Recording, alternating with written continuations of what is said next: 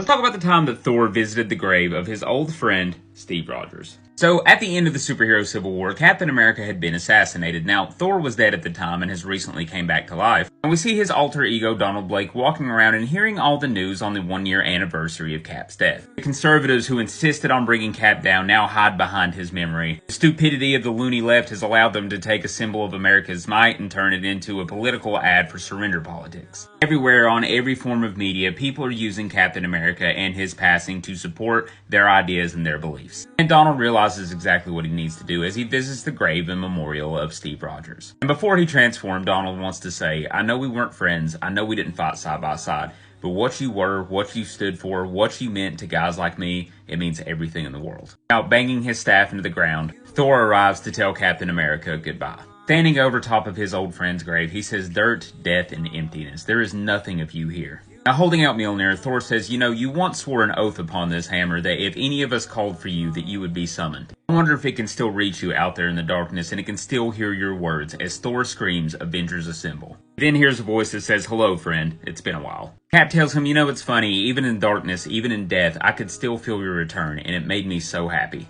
Thor's confused by Steve's presence. He says, you died a warrior's death. You should be in Valhalla. Now, Steve tells Thor that he never believed in Valhalla, and Thor says that doesn't matter. He said, you don't believe in the stars, and they still shine on you. Valhalla is based on your actions and what you did, not on what you believed. And Steve says maybe, but why did you summon me? That's when Thor explains, injuries, accidents, those things can be forgiven. What happened to Steve cannot. And if it's his wishes, Thor will avenge his death. But Steve simply says no. He can feel the world. He can feel all the pain of everything going on. There's been so much suffering, so much death caused from the day that he died. He doesn't want to add to it. Steve tells Thor, all my life I fought to be a symbol of all the things that were right, all the things that I loved about this country. Now they try to turn that, they twist that into whatever's convenient, whatever fits their agenda, one side or the other. I can feel them talking nonstop, the media, the press, and they don't understand it was never about the politics. It was never about me. It was always about the country. It was just about the country. Understanding what he has to do, Thor tells him he will let his soul rest, but first he has a message. He tells Steve's spirit he's lived many ages of men, centuries without end. He's fought alongside so many great warriors. He's known plenty of great honors, but no honor greater than the privilege of fighting beside Steve Rogers and calling him his friend.